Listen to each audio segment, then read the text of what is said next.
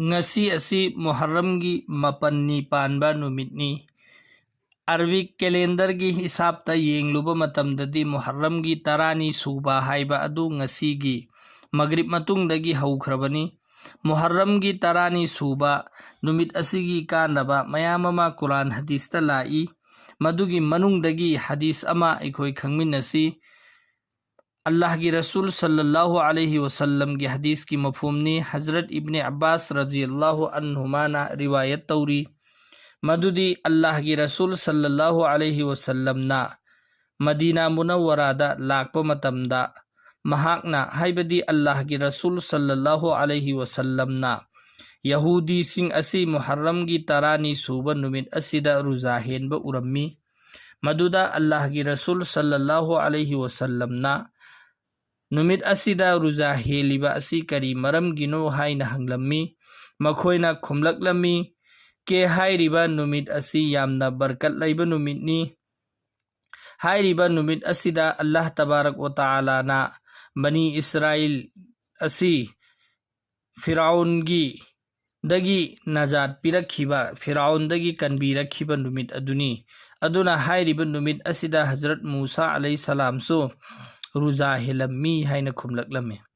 madu tabada Allah ki Rasul sallallahu alaihi wasallam nahai aikhoi Hazrat Musa alayhi salam gi amal asi masigi sida amal tawbada nakhoi dagi hena haqdar oi haina khumlammi amasung Allah ki Rasul sallallahu alaihi wasallam na sahabai kiram da hukam birammi ke nakhoi numit asida ruza helu haina. To dosto masida Hazrat Musa alayhi salam Firaun gi chungal dagi najat oirakhiba numitni amasung hairiba numit asida atopa mayam amasu thoki maduduna hairiba numit asida ruza heningai gi Allah gi Rasul na hukam pirammi masigi hadis asidadi